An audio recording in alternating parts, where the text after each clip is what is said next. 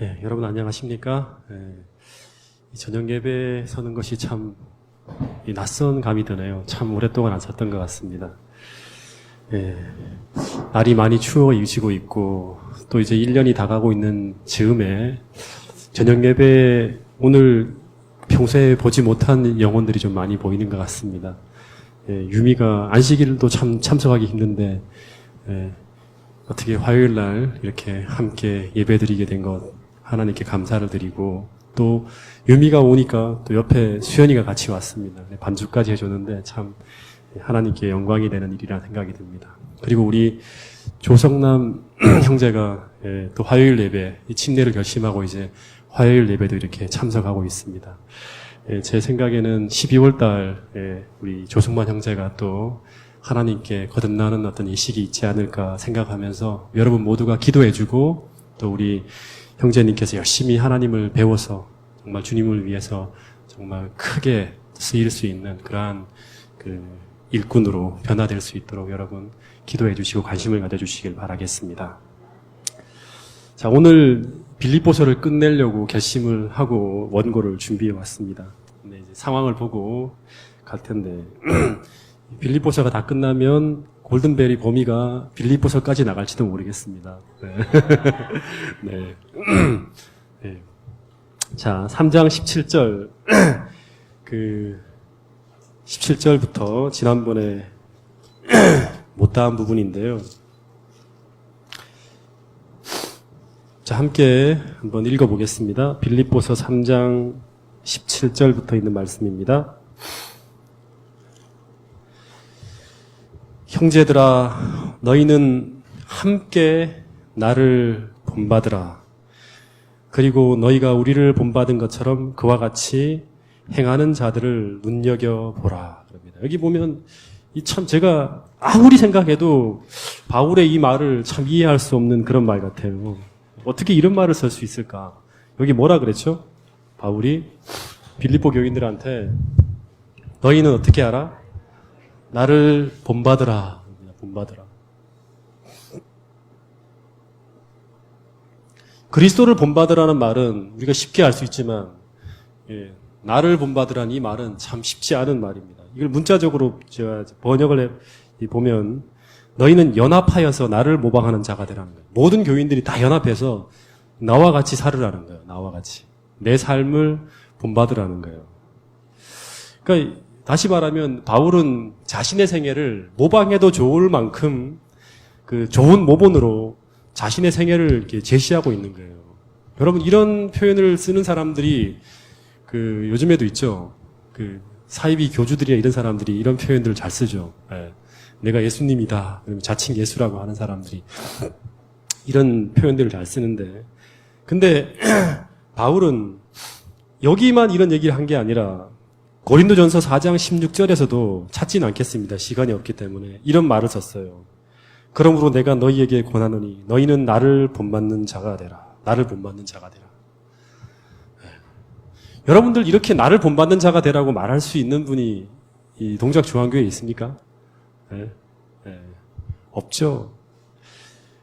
근데 이제 바울이 이런 말을 한 거를 이렇게 여러 주석을 찾아보니까요. 바울은 자신이 어떻게 하나님의 뜻을 따라왔는지를 알았어요. 그래서 빌립보 교인들에게 내가 어떤 과정을 통해서 하나님을 만나고 경험하고 체험하고 이런 신앙생활을 하였는지를 자세히 이 로마서나 여러 편지서들을 통해서 제시하면서 빌립보 교인들에게 아무 꺼리낌 없이 이런 식으로 신앙생활을 예수님을 만나고 경험하고 변화되어지는 거라고 얘기하는 거예요. 자기의 생애가 너무나 혁신적으로 바뀌었기 때문에 이런 말을 하는 거예요.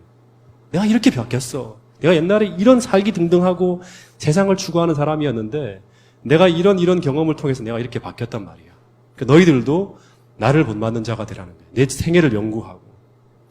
그러니까 다시 말하면 사람들의 주의를 자신에게로 돌리려고 하는 것이 아니라 오히려 자신이 예수님을 온전히 사랑함으로 그분을 닮아가려고 애쓰고 추구할 때 그 결과로 변화되어진 자신의 삶을 보여주면서 예수님께로 인도하려고 하는 거예요.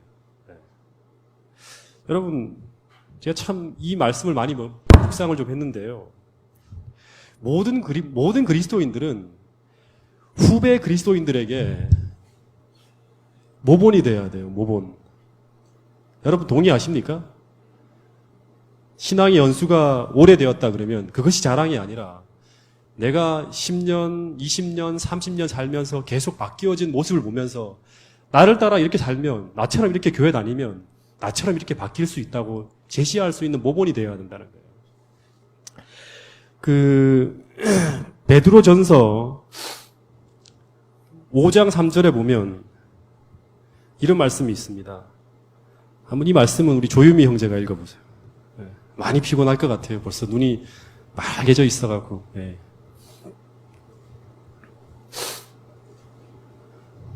자, 읽어보세요. 베드로전서 5장 3절입니다.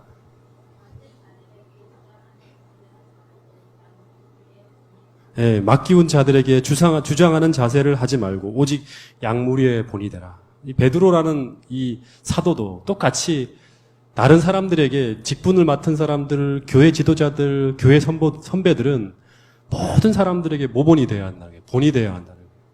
17절에 우리로 본을 삼은 것 같이 너희도 본이 되라는 거예요. 예, 사도 바울이. 여러분, 이런 모습이 교회 안에 이루어질 때 다 멘토가 되고 본이 될 수 있는 사람들이 계속 선배들이 이렇게 10년, 20년 성장해 가면서 변화되어지는 그런 모습을 보면서 사람들이 나도 10년을 교회 다니면 저런 모습이 될 수 있을까요? 하는 이런 이런 모습이 교회에 이루어질 때 교회는 정말 아름답고 멋진 교회로 나가는 겁니다. 여러분, 이 교회가 아마 이 빌립보 교회였고 또 사도시대의 교회들이 아니었나 하는 생각이 듭니다. 이제 갓 교회에 들어온 사람들이 먼저 앞서간 교인들의 신앙의 모습을 보고 배워가며 따라가는 곳. 이게 바로 예수님이 꿈꾸시는 교회였어요. 제가 옛날에 예배 시간에도 이런 말씀을 좀 드렸는데요. 제가 처음 황지교회에 입교했을 때 그 교회 선배들이 예수님을 얼마나 사랑하는지 그냥 처음 들어온 사람들도 볼 수 있었어요. 와, 열정적으로 신앙을 하는 거예요. 열정적으로 전부 다. 90년대, 80년대 신앙은 대부분 좀 그런 신앙이었죠, 분위기가. 다 자신의 삶을 거의 다 맞춰서 자기들이 마친 직분을 하는 거예요. 학생 기도교사면 하루 벌어서 그거를 가지고 니아과 끌어와고 이렇게 번 돈을 가지고 애들 다 떡볶이 해먹이고 막 이렇게 하면서 아이들을 지도하고 또 매 금요일마다 간증을 듣는데 군에서 막 거의 생명을 걸면서 안식일을 신실하게 지키면서 투쟁하는 간증들을 다 매 금요 정상회라든가 이런 예배 시간을 통해 듣는 거예요. 그러면서 저도 재림교인들은 당연히 저런 삶을 살아야 되는 것이 기본이구나 하는 걸 내가 그냥 목사님 설교가 아니라 선배들의 살아가는 생애를 보면서 그냥 그대로 배우는 거예요. 그래서 제가 군에 들어갈 때 1년도 채 안 됐는데 당연히 내가 군에 입대하면 안식일을 지켜야 된다는 생각을 가지고 안식일을 지켜내는 거예요. 그리고 이 교인들이 전부 다 예언의 신을 그렇게 열심히 통독하는 거예요. 매일같이 보고 그 읽은 것들을 가지고 옆에 사람들에게 나누고 이야기하고 하는 걸 보면서 예언의 신을 읽는 거는 화이프인 직원 읽는 거는 재림교인들이라 그러면 기본이구나 생각을 하는 거예요. 저도 읽어나가는 거예요. 그러면서 선배들을 보고 다 따라가면서 1년, 2년, 3년 신앙을 하는데 제가 지금 목회하는 걸 보면 한 10년치 하는 신앙을 그냥 배우는 거예요. 한 번에. 신앙이 급성장하는 거예요. 여러분, 제가 볼 때 이것이 제자훈련이라는 생각이 들어요. 담임 목사가 제자훈련을 혼자 하는 것이 아니라 교회 구성원 전부가 모본을 보이면서 함께 이 영혼들을 돌보는 것, 모본을 보이면서. 이 사도 바울처럼 내가 다른 사람들에게 실족하게 만드는 것이 아니라 진짜 내가 나처럼 이렇게 신앙생활을 하면 나처럼 이렇게 변화될 수 있다고 말할 수 있는 그런 삶. 이것이 바로 뭐냐 그러면 제자훈련의 핵심입니다. 여러분, 저도 마찬가지고 우리 모두가 정말 이런 어떤 사람들에게 멘토가 되고 모본이 될 수 있는 그런 동작중앙교회 교인들이 될 수 있기를 간절히 바라겠습니다. 근데 이런 좋은 교회에도 이런 문제아들이 있었던가 봅니다. 19절부터 보세요. 18절부터 19절을 한번 읽어보겠습니다. 자, 같이 읽겠습니다. 시작. 내가 여러 번 너희에게 말하였거니와 이제도 눈물을 흘리며 말하노니 여러 사람들이 그리스도의 십자가의 원수로 행하느니라. 그들의 마침은 멸망이요 그들의 신은 배요 그 영광은 그들의 부끄러움에 있고 땅의 일을 생각하는 자라. 예, 여기 보면 사도 바울이 여러 번 이 빌립보 교인들한테 메시지를 던졌대, 이런 말을요. 그 얘기가 뭐냐 그러면 지금 바울이 너무나 안타까워서 눈물을 흘리면서 말하고 있는 내용이 뭐냐 그러면 이전에는 그리스도인이었는데 지금은 그리스도의 십자가의 원수로 행하는 자들이 있다는 거예요. 근데 이 사람들은 여전히 빌립보 교회 교인들이었어요. 그러니까 공공연하게 예수님을 부인하는 사람들이 아니라 예수님을 따르는 자라고 말은 하지만 그들의 생애는 그리스도를 부인하는 그런 생애를 사는 사람들이에요. 근데 여기 보면 이 사람들에 대해서 바울이 묘사하기를 어떤 문제가 있다고 그러냐 그러면 그들의 신이 뭐라 그래요? 그들의 신이 예수 그리스도가 아니라 여호와 하나님이 아니라 뭐다? 그들의 신이 배라는 거예요. 이게 무슨 말이에요? 그들의 신이 배다. 네. 네, 그들의 신이 배다는 말이 무슨 말이에요? 이게 무슨 말이죠? 저희의 신은 배요. 그러니까 신이라는 것은 뭡니까? 지배하는 거죠. 네, 그 사람을 지배하는 신이 바로 뭐다? 배라는 게 무슨 말이에요? 네? 네? 네? 네, 맞습니다. 예. 다시 말하면 그들을 지배하고 있는 신이 감각적 식욕이라는 거예요. 이 감각적 식욕이 그들을 지배하고 생애를 지배하고 있다는 이 말은 사도 바울이 계속 얘기하는 그리스도인은 그리스도의 영광을 위해 살아야 돼요. 하나님의 영광을 위해서. 근데 하나님의 영광을 위해 살아가는 것이 아니라 자기의 탐욕만을 위해 사는 자들이란 말이에요. 다시 말하면 자아방종, 자기의 욕심, 이것만을 추구하는 사람들이 이 빌립보 교회에 있다는 거예요. 겉으로 말하는 것은 하나님의 영광을 말하지만 실제로 그들의 신은 그리스도가 아니라 탐욕이에요. 탐욕. 욕심이 그들을 이끌고 가고 있다는 거예요. 여러분, 그러면서 이제 그 다음에 사도 바울이 말하는 걸 보면 이 사람들은 이 신이 탐욕이니까 그들의 생각이 항상 어디에 머물고 있어요? 보통 그리스도인들은 폴리투마, 하늘을, 이렇게 시민권이 하늘에 있기 때문에 하늘만을 생각해야 되는데 이들은 땅의 일만을 생각하고 있다는 거예요. 네. 땅의 일만을 계속 생각하는 거예요. 근데 우리가 빌립보서를 계속 공부한 것처럼 바울은 누구에게 사로잡혀 있었어요? 예? 그리스도에게 사로잡혀 살아가고 있었어요. 근데 이들은 자기 욕심, 땅의 일, 세상의 명예, 세상의 어떤 물질, 이것만을 늘 골몰이 생각하고 있는 사람들은 그들은 실제로 그리스도인들이 아니라 멸망받을 사람들이라고 얘기하고 있는 거예요. 직접적으로 언급하고. 여러분, 이들이 왜 믿음에 있노라고 하면서 이 말은 그렇게 하지만, 그리고 그렇게 살려고 했지만 이런 삶을 살고 있었을까? 근데 거기에 대한 결정적인 이유를 사도 바울은 설명하고 있어요. 이건 우리 모두가 마찬가지예요. 제가 마태복음을 공부하면서도 이 결론을 똑같이 내렸거든요. 그러니까 왜 이들이 교회에서 계속 이 같은 무리로서 이렇게 처음에는 하나님을 믿고 추구하고 신앙생활 했지만 결국에는 이들의 신이 그리스도가 아니라 배가 됐을까? 자신의 배. 그리고 땅의 일만을 골몰하게 되었을까? 왜 탐욕에 지배받고 있을까? 계속. 그리스도에게 사로잡히지 못하고. 그 결론이 바로 뭐냐 그러면 같이 봐야 돼요, 이거는요. 20절이에요, 20절. 그 이유를 설명하는 게 20절. 자, 20절 같이 읽어보겠습니다. 시작. 그러나는 이 사람들하고 다른 사람들이죠, 그죠? 그러나 같이 읽겠습니다. 시작. 그러나 우리의 시민권은 하늘에 있는지라 거기로부터 구원하는 자 곧 주 예수 그리스도를 기다리노니 그는 만물을 자기에게 복종하게 하실 수 있는 자의 역사로 우리의 낮은 몸을 자기의 영광의 몸의 형체와 같이 변하게 하시리라. 이 말이 좀 생각을 좀 많이 해야 될 부분입니다. 제가 마태복음 24장, 25장을 쭉 보면 재림 준비해서 실패하는 사람들에 대한 이야기가 나와요.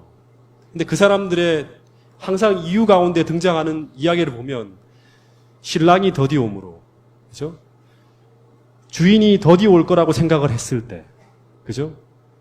다 졸며 자게 되고, 오랜 후에 신랑이 온다고, 그러니까 주인이 온다고 생각했을 때 달란트를 제대로 활용하지 못하고, 이런 모든 일들을 보면 네 가지 비유 가운데, 재림 준비의 네 가지 비유 가운데 세 가지 비유에서 신랑이 더디 온다는 생각을 하게 됐을 때, 예수님이 올 재림이 멀다고 생각했을 때 그들이 다 타락하는 모습을 볼 수 있어요. 재림 준비에 실패하는 거예요. 마찬가지로 땅의 일만을 생각하고 이 그들의 신이 배가 된 가장 큰 이유는 바로 뭐냐 그러면 그들의 시민권이 하늘에 있다는 것을 생각하지 못하는 거예요. 네. 그래서 거기로서 우리가 기다리고 있는 그리스도 예수께서 오셔서 우리를 영광 가운데 변화시켜 주겠다는 이 생각을 하지 못하고 살아가고 있기 때문에 그들은 복음에 합당하게 살지 못하고 결국에는 이렇게 다른 길로 가고 있다는 거예요. 여러분, 정말 여러분들은 재림 교인 맞습니까? 네, 여기 구호 나온 것처럼 이스라엘아 내 하나님 만나기를 예비하라는 이 말씀이 여러분들의 삶을 계속 자극하고 있습니까? 아멘. S라인 이정혜 집사님. 네. 여러분, 이 의식이 사라지면 안 된다고 예수님은 말씀하고 있어요. 사도 바울부터 시대부터 시작해서 지금 오늘 라오디게아 교회에 살아가는 모든 사람들에게 이 예수님을 우리가 기다리는 자라 그러면 그리스도께서 곧 오신다는 이 소망이 우리의 마음에 불타올라야지만 우리가 복음에 합당하게 살 수 있다고 바울은 얘기하고 있고 성경은 얘기하고 있습니다. 여러분, 정말 정상적인 그리스도인은 우리가 사랑하는 자이신 구주 예수 그리스도께서 우리를 하늘에서 기다리고 계시고 이제 머지않아 우리를 데리고 오신다는 이 생각이 그들의 행동을 계속 견인하고 있다는 사실을 여러분 잊지 않게 되기를 간절히 바라겠습니다. 그래서 이 3장 이야기의 결론은 바로 이거예요. 오늘 우리가 육체를 신뢰하지 아니하고 세상의 모든 화려한 것들을 배설물로 여기며 살기 위해서 오늘 우리가 그리스도를 늘 자랑하고 그리스도 안에서 발견되는 삶을 살기 위해서 3장 이야기의 또 한 번의 결론은 뭐냐 그러면 우리의 시민권이 하늘에 있음을 인식하는 자가 되어야 한다고 말하고 있는 거예요. 그리고 예수님이 분명히 우리를 데리고 오시기 위해서 준비하고 있다는 이 의식이 우리 의식 속에서 꺼져진다 그러면 우리는 분명히 일로 끌고 가요. 왜냐하면 우리 약하기 때문에 그래요. 우리의 신이 배가 되고 결국 탐욕의 지배를 받게 돼서 땅의 일이 전부처럼 보이죠. 예수님이 곧 오시지 않는다 생각하면. 그죠? 그러면 땅의 일만을 생각하다가 결국에는 멸망의 아들로서 우리가 예수님 오시는 날 우리의 어떤 그런 실체가 드러나게 된다는 사실입니다. 20절, 21절을 다시 한번 읽어보겠습니다.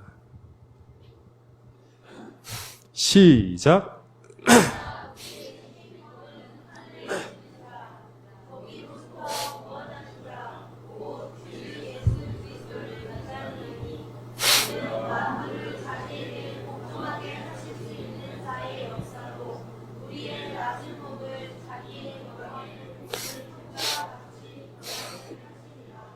아멘. 예, 이제 좀 빨리 나가겠습니다. 4장까지 제가 끝내려 합니다. 다른 책을 또 보려고요. 4장 1절 시작. 그러므로 나의 사랑하고 사모하는 형제들, 나의 기쁨이요 멸류가 아닌 사랑하는 자들아, 이와 같이 주 안에서 서라. 이 얘기는 뭐냐 그러면 이게 옛날에는 장절이 없었다 그랬죠. 그러니까 제가 볼 때는 이게 그 3장의 결론이에요. 3장의 결론. 다시 말하면 3장 20절 21절에 우리의 시민권이 하늘에 있기 때문에 그래서 우리의 구원하는 자 곧 우리 주 예수 그리스도를 우리가 기다리고 있기 때문에 그러므로 나의 사랑하고 사모하는 형제들아 이와 같이 주 안에 서라 하면서 결론이 되는 거예요. 3장의 결론입니다. 주 안에 서라는 말은 똑같아요. 복음에 합당하게 생활하라 말 똑같아요. 주 안에 선다는 것은 복음에 합당하게 사는 거예요. 복음 정신에 합당하게 살아가는 거예요. 그래서 예수님의 영광스러운 재림의 장면을 생각하면서 빌립보 교인들에게 확고부동하게 이제 머지않아 주님께서 오실 텐데 하늘 시민으로서 합당하게 너희들 살아가라는 거예요. 간절하게 얘기하는 거예요. 옥에 갇혀서도. 내가 사랑하는 이 형제들아 정말 주님이 오시는 그날 주 안에서 서서 바위야 산하 무너져서 나를 가리우라 하지 말고 주님 앞에 합당하게 서서 주님의 영광스러운 재림을 맞이할 수 있는 그런 사람들이 되라는 겁니다. 이 4장 2절부터 보겠습니다. 자, 또 읽어볼까요? 2절, 3절 시작.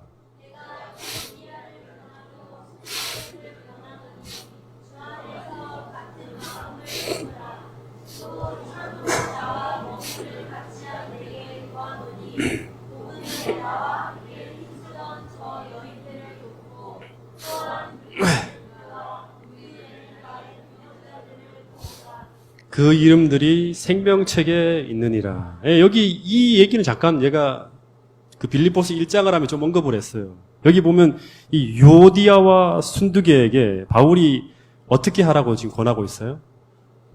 같은 마음을 품으라 그래요. 같은 마음. 같은 마음을 품으라고 말하는 것은 왜 이런 말을 썼을까요? 이 두 사람이 같은 마음을 품지 못하고 사이가 좋지 않은 상태로 있는 거예요. 이 유오디아와 순두계라는 사람이. 그 이유는 뭐 때문일까요? 같은 마음을 품지 못하는 이유. 교회 안의 공동체 사이에서 두 사람이 같은 마음을 품지 못하는 이유가 뭘까요? 빌립보서 2장을 공부하면서 이걸 우리 다 공부했어요. 분열과 다툼의 해결책 하면서. 그 이유가 뭐죠? 그 이유가 뭐죠? 같은 마음을 품지 못하는 이유. 이 빌립보서에서 다 떨어지겠네. 네? 그 뭐다? 핵심은 겸손이 없기 때문에 서로가 서로를 더 낮게 여기지 못하기 때문에 더 나아가서는 그리스도의 마음을 품지 못했기 때문에 그리스도의 마음을 품지 못했기 때문에 정상적인 그리스도인의 마음에 내재하는 이 그리스도의 마음을 품지 못하고 있다는 증거예요. 그러니까 이 두 사람은 유오디아와 순두계는 그리스도를 놓친 상태에 있는 거예요. 그러니까 다른 마음이지. 같은 마음을 품지 못하고 사이가 좋지 않은 거예요.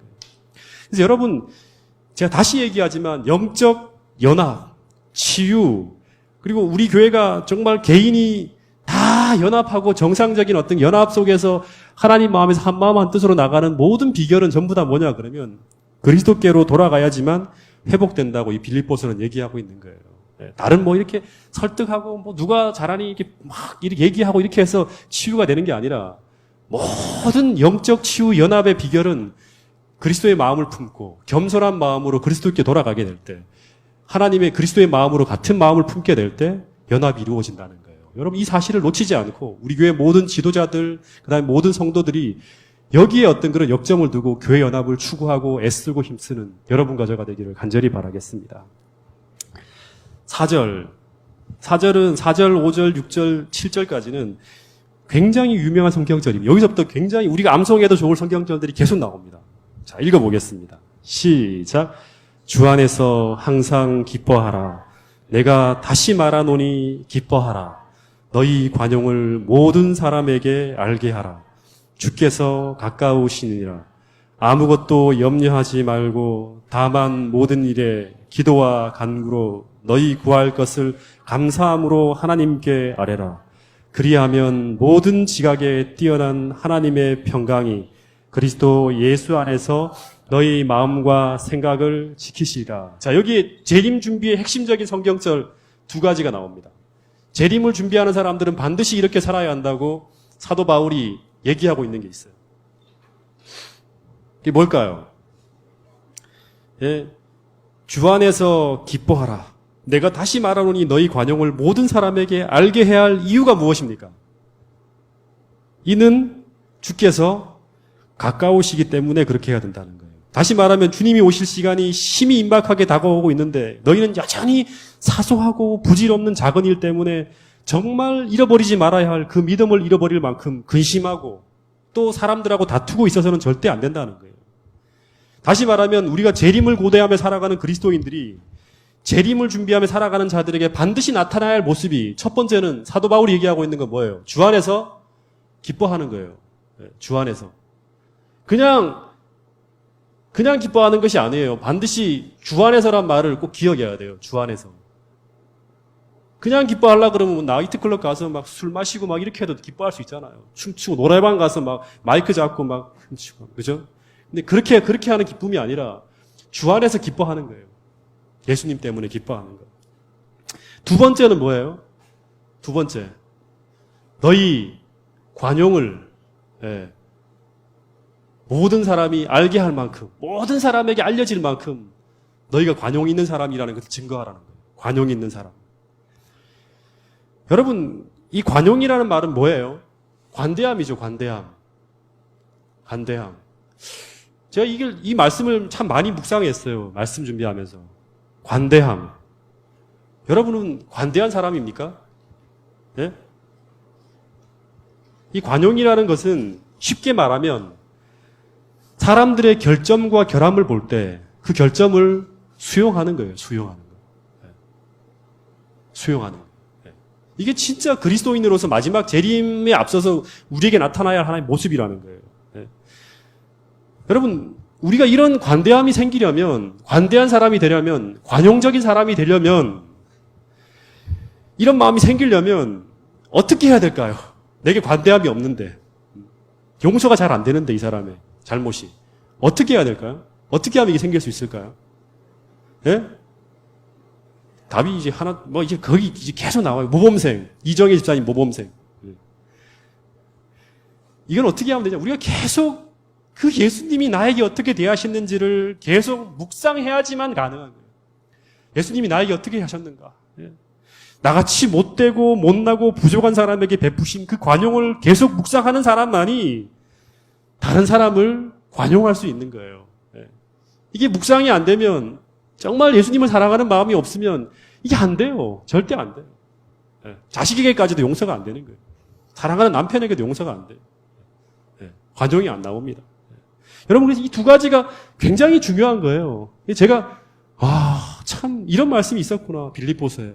이런 생각을 하게 되었어요. 매일같이 재림 준비가 무슨 시골 생활하고 막 이런 큰 것들이 아니라 무슨 야곱의 환란을 대비하고 이런 것이 아니라 오늘 내가 정상적인 교인으로서 나타나야 될 이 두 가지 주 안에서 기쁨을 내가 잃어버리고 삶을 살고 있지 않은지, 날마다 낙심되고 근심하고 염려하며 살고 있지 않은지, 내가 주변 사람들에게 관대하지 않고 너무나 어떤 그런 관용함이 없는, 용서가 안 되는 이런 사람이 아닌지 점검하라는 거예요. 우리가 예수님 주의 날이 가까움을 볼 때 우리가 주 안에 서기 위해 그날에 우리 모두의 모습 가운데 나타나야 할 두 가지의 모습이 바로 이 주 안에서 기뻐하는 것과 관용이라는 사실을 여러분 놓치지 않게 되기를 간절히 바라겠습니다. 여러분, 내가 정말 불행할 수밖에 없는 그런 일들이 연속적으로 벌어지고 있는 그런 환경 가운데서도 우리가 기뻐할 수 있을까요? 주 안에서? 예? 정말 관용할 수 없는 사람들이 넘쳐나는 진짜 이기적인 사람들밖에 없는 이런 가운데 살아가면서도 늘 관대함을 잃지 않고 그들을 용서하며 살 수 있을까요? 여러분, 이렇게 할 수 있는 것은 우리가 믿음 가운데 살고 있다는 것이고, 빌립보 이상의 말씀처럼 우리 마음에 예수의 마음이 품겨져 있다는 것이고, 또 다른 표현으로는 성령이 그 사람의 마음을 이끌고 있다는 증거예요. 네. 정말 이런 분들만 우리 교회에 가득하다면 이 교회는 천국이죠. 어떤 악한 사람들이 들어오더라도 다 이 교회 안에서 하나님이 계시다는 걸 볼 수 있겠죠. 제가 어저께 거의 11시경까지 이렇게 방문을 마치고 돌아오는데 성주 엄마와 대화하는 가운데 이런 이야기를 들었습니다. 이걸 아마 듣고 있는 사람일지 모르겠어요. 이 정승권 집사님이 아마 듣고 있을지 모르겠는데 눈에 보이지 않기 때문에 얘기하겠습니다. 정승권 집사님이 이야기를 하더라고요. 지난주 안식일 날 이런 이야기를 했대요. 지금 정말 많은 어려운 가운데 진짜 많은 기도가 필요한 그런 가정 가운데 한 가정이 지금 정승권 집사님 가정이에요. 근데 정 집사님이 이제 다음 주에 또 이사를 하는 상황인데 집사님이 이제 성주 엄마랑 이제 이런 이야기를 했다고 합니다. 이 가운데서도 내가 평안하고 정상적인 마음을 가지고 살아가고 있다는 것이 참 이상하다고 하면서 이런 말을 했대요. 그 이유는 둘 중에 하나라는 거예요. 내가 정말 비정상적인 어떤 그런 정신을 가지고 있든지 아니면 하나는 성령 충만한 사람이든지 둘 중에 하나라는 거예요. 여러분, 저는 그 이야기를 듣는 순간 정승권 집사님이 성령이 함께하고 있다는 걸 제가 확신했어요. 그 이야기를 들으면서.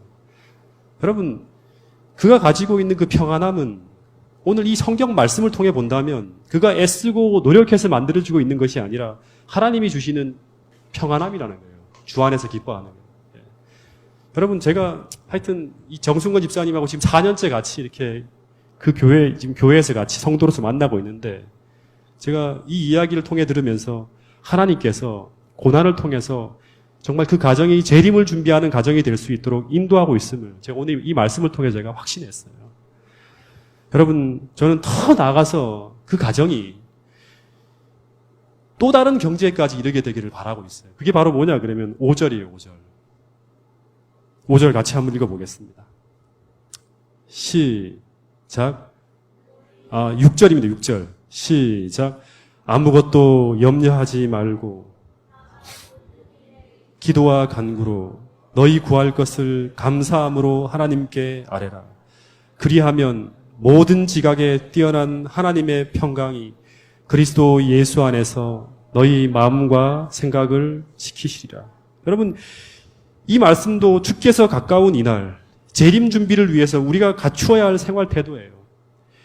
염려할 상황이 닥침에도 불구하고 우리가 주 안에서 기뻐하기 위해서 우리는 어떤 상황 속에서도 아무것도 염려하지 말고 모든 일에 우리가 쓸 수 있는 유일의 무기는 기도와 간구로 우리 구할 것을 날마다 감사함으로 하나님께 아뢰므로 모든 지각에 뛰어난 하나님의 평강이 그리스도 예수 안에서 우리의 마음과 생각을 지키시는 은혜를 우리가 매일 매순간 주 안에서 경험하면서 주 안에서 기뻐하는 인생을 살아야 한다는 거예요.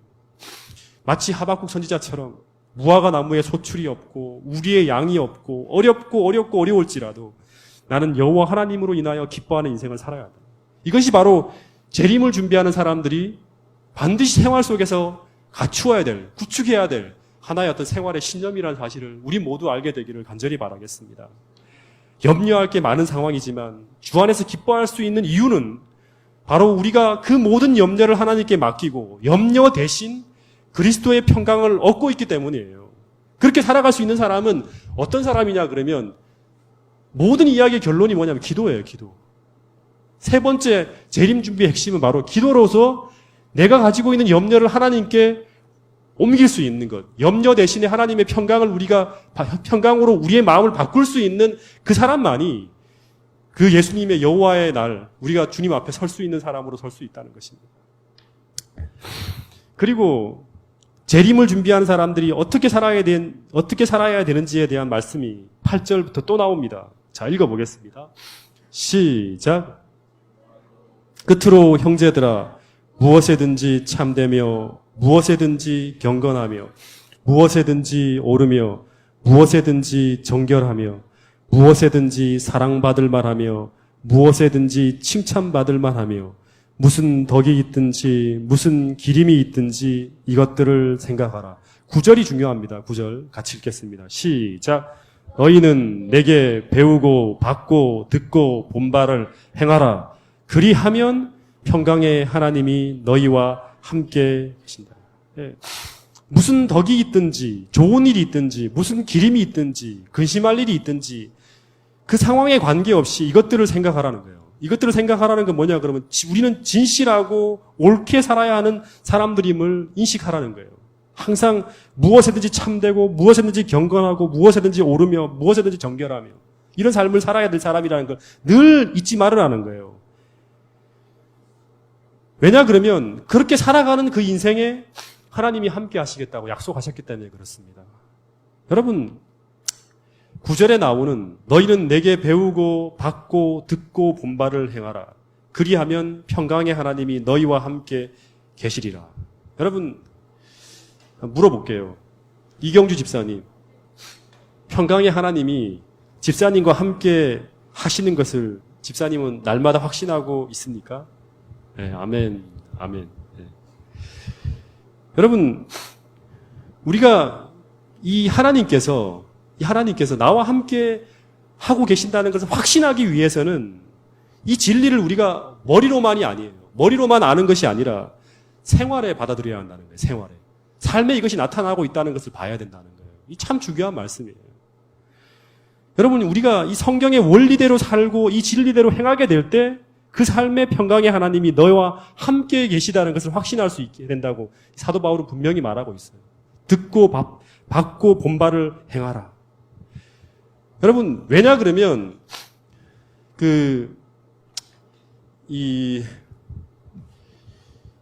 진리를 우리 생활에 받아들이게 되면 우리 삶 속에서 이런 생활들이 이루어지게 된대요. 그 이야기가 10절부터 14절이에요. 제가 좀 빠른 템포로 나가는데요.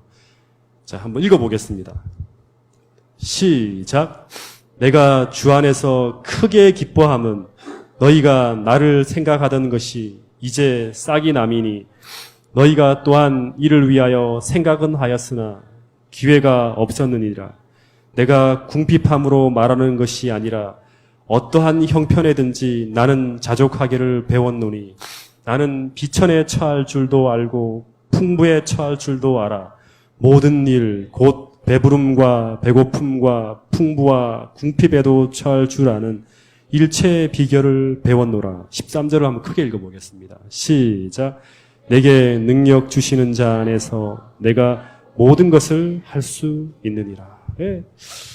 그러니까 사도 바울이 계속 가르쳤던 것을 듣고 배우고 본바를 그대로 행하는 사람은 이 10절부터 시작해서 이 13절까지 이어지는 이 이야기가 그 삶 속에도 이루어진다는 거예요. 여기 보면 이게 10절부터 13절까지에 보면 한마디로 하면 환경에 요동하지 않는 신앙이에요.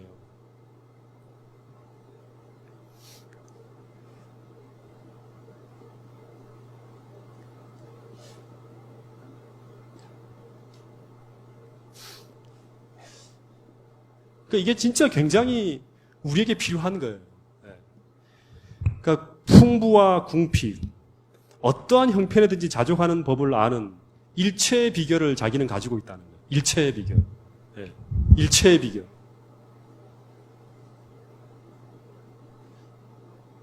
여러분, 오늘 우리 가운데 일체의 비결을 배우신 분이 계십니까?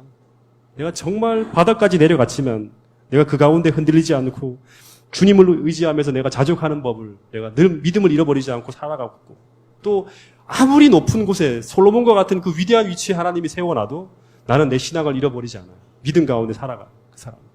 근데 그 이유는 그 일체의 비결이라는 게 뭐예요? 일체의 비결 한마디로 일체의 비결이 뭐죠? 제가 지금 읽은 빌립보서 4장 10절부터 13절까지 나오는 이야기에 이 배고픔과 주림과 그 다음에 이 궁핍에 처해가면서도 절대 믿음을 잃어버리지 않고 내가 근심하지 않고 염려하지 않고 계속 살아갈 수 있었던 그 일체의 비결이 뭐죠? 일체의 비결. 뭐라 그러죠? 일체의 비결. 네, 13절에 나오는 내게 능력 주시는 자 안에 내가 모든 것을 할 수 있느니라. 내게 능력 주시는 자 안에서. 여러분 다시 말하면 내게 그 핵심이 바로 뭐냐 그러면 일체의 비결의 핵심은 내게 능력 주신 자 안에서 내가 모든 것을 할 수 있다고 하는 다시 말하면 또 뭐냐 그러면 기도예요. 기도. 이건 한마디로 말하면 기도예요. 기도. 기도의 능력을 통해서 내가 전능하신 하나님의 보고에서 내가 어떤 것이든지 다 꺼냈을 수 있다는 거예요. 금과 은은 내게 없지만 내게 있는 것을 내게 줄 수 있다고 말할 수 있는 초대교회 사도들이 가지고 있었던 그 신앙 그게 바로 일체의 비결입니다. 여러분 이런 신앙을 여러분들 한번 배워보시길 원합니까? 네. 그렇다면 우리가 빌립보서를 통해서 로마서를 통해서 배우고 받고 듣고 본 바를 머리로만 그치는 것이 아니라 행하겠다는 결심이 있어야 돼요. 행하겠다. 따라서 가보겠다는. 그리하면 이 평강의 하나님이 성경에서만이 아니라 나의 생애를 통해 여러분들의 생애를 통해 함께 하시는 것을 경험할 수 있다고 얘기하고 있어요. 사도 바울처럼 똑같이 어려운 환경에 처해 들어갈 때 우리가 기도하면서 그 모든 어려운 것들을 다 염려 대신에 평안으로 불행 대신에 주 안에서 기뻐하는 삶으로 다 바꿔내는 거예요. 이 일체의 비결을 여러분 꼭 배우게 되기를 간절히 바랍니다. 이게 팔복 가운데 나와 있는 하나님께서 우리에게 주시고자 하시는 그 축복이에요. 네. 여러분 이 빌립보서 4장 13절의 이 약속이 참 좋은 성구가 내게 능력 주시는 자 안에서 내가 모든 것을 할 수 있다는 이 바울의 고백이 여러분과 저의 고백이 될 수 있기를 간절히 바라겠습니다. 이게 결론이고 그 다음부터는 이제 마지막 인사입니다. 자 15절부터 드디어 끝냈습니다. 자 넘어가 보겠습니다. 15절부터 마지막 절까지 읽어보겠습니다. 시작. 빌립보 사람들아 너희도 알거니와 복음의 시초에 내가 마게도냐를 떠날 때 주고받는 내 일에 참여한 교회가 너희 외에 아무도 없었느니라. 이제 바울이 복음의 시초에 마게도냐를 떠날 때도 이 바울을 위해서 이 교회 사람들이 뭔가를 줬대요. 이 교회밖에, 빌립보 교회에서만 유일하게 선교회를 위해서 도와줬다는 거예요. 그 다음에 그러니까 굉장히 애틋한 관계가 있는 거죠. 16절, 데살로니가 있을 때에도 너희가 한 번뿐 아니라 두 번이나 나의 쓸 것을 보내었도다. 참 감사하다는 얘기를 하는 거예요. 그 다음에 17절, 내가 선물을 구함이 아니요 오직 너희에게 유익하도록 풍성한 열매를 구함이라. 내게는 모든 것이 있고 또 풍부한지라. 에바브로디도는 기억하십니까? 이 사람? 빌립보 교회 장로 같은 사람이었죠. 그죠? 에바브로디도 편에 너희가 준 것을 받았으므로 이 옥중에서요. 내가 풍족하니 옥바라지를 해준 거죠. 그죠? 이는 받으실 만한 향기로운 제물이요 하나님을 기쁘시게 한 것이라. 19절 이것도 암송 성경절입니다. 자, 같이 읽어보겠습니다. 시작. 나의 하나님이 그리스도 예수 안에서 영광 가운데 그 풍성한 대로 너희 모든 쓸 것을 채우시리라. 여러분 정말 하나님께서 동작중앙교회 모든 성도들의 가정에 그리스도 예수 안에서 영광 가운데 그 풍성한 대로 우리의 모든 쓸 것을 채우시는 하나님으로 역사하게 되기를 간절히 바라겠습니다. 20절 계속 읽어보겠습니다. 시작. 하나님 곧 우리 아버지께 세세 무궁토록 영광을 돌릴지어다. 아멘. 그리스도 예수 안에 있는 성도에게 각각 문안하라. 나와 함께 있는 형제들이 너희에게 문안하고 모든 성도들이 너희에게 문안하되 특히 가이사의 집 사람들 중 몇이니라. 주 예수 그리스도의 은혜가 너희 심령에 있을지어다. 아멘. 이름으로써 빌립보서가 끝났습니다. 3주 정도, 3번 정도 할 거를 제가 한 번에 다 끝내버렸습니다. 어쨌든 이 빌립보서의 이야기가 사도 바울의 삶 속에 담긴 간증입니다. 그래서 여러분 이거를 정말 또 묵상하면서 좋은 문구들은 암기하고 오늘 특별히 재림 준비를 위해서 던진 이 메시지들은 정말 여러분들을 꼭 기억해서 정말 여러분들의 삶 속에 이게 이루어질 수 있도록 주 안에서 기뻐하고 관용한 사람이 될 수 있도록 정말 그것이 없다면 다시금 예수님의 마음을 품기 위해서 십자가 앞으로 나가고 그래서 정말 주 안에서 마지막 순간에 서는 그런 믿음이 있는 자로서 여러분 모두가 설 수 있게 되기를 간절히 바라겠습니다.